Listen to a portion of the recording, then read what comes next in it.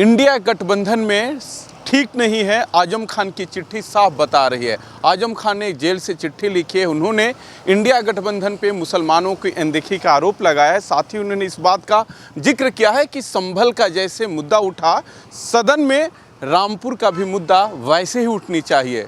हालांकि इसके चिट्ठी पे कांग्रेस कहाँ चुप रहने वाली थी।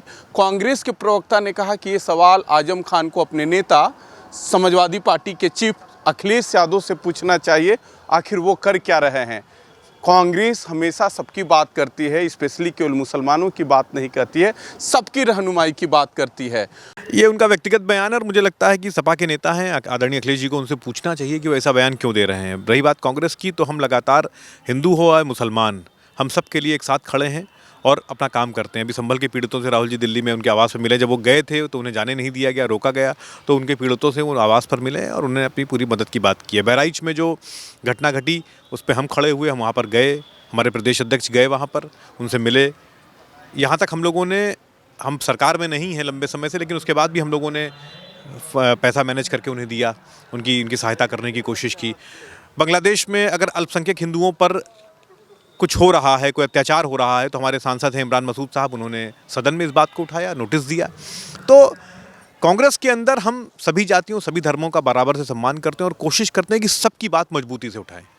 देखिए, कांग्रेस रहनुमाई की बात ही नहीं करती, न वो हिंदुओं के रहनुमाई की बात करती है, न मुसलमानों के रहनुमाई की बात करती है, और हिंदुओं में अलग अलग जातियों के रहनुमाई की बात नहीं करती।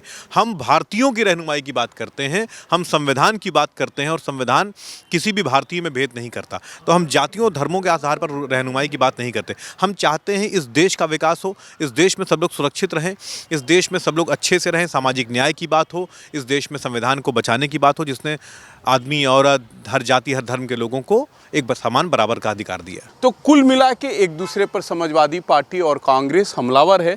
देखने वाली बात है कि इंड ब्लॉक का ये गठबंधन खासकर उत्तर प्रदेश में कितने दिन तक चलता है।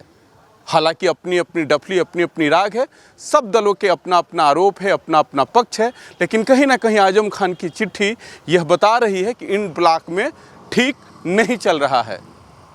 हालांकि इनके चिट्ठी पर भारतीय जनता पार्टी भी कूद गई। भारतीय जनता पार्टी ने कहा कि कुछ होने वाला नहीं है, इंड ब्लॉक खंड खंड हो गया है, और आजम खान के मुद्दे पर जिस तरीके से अखिलेश ने छोड़ा वही काम कांग्रेस भी कर रही है। देखिए, मुझे लगता है कि जो चीज़ें सामने आ रही हैं कि कांग्रेस लेड जो इंडी ब्लॉक था उसमें घटना चक्र बदल रहा है। लोग कांग्रेस के नेतृत्व और सीधे सीधे कहे तो राहुल गांधी को नकारने में लगे हुए। ये जो आवाज़ें उठ रही हैं, ये आवाज़ें केवल राहुल के नेतृत्व को नकारने में लगी हैं।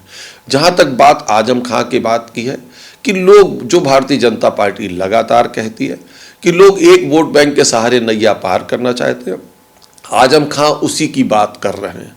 और जो कांग्रेस ने कहा है वो एक तरह से करारा जवाब है कि आजम खां को जिस तरह मझधार में अखिलेश ने छोड़ दिया था, इसलिए ये टिप्पणी कांग्रेस की तरफ से आई है।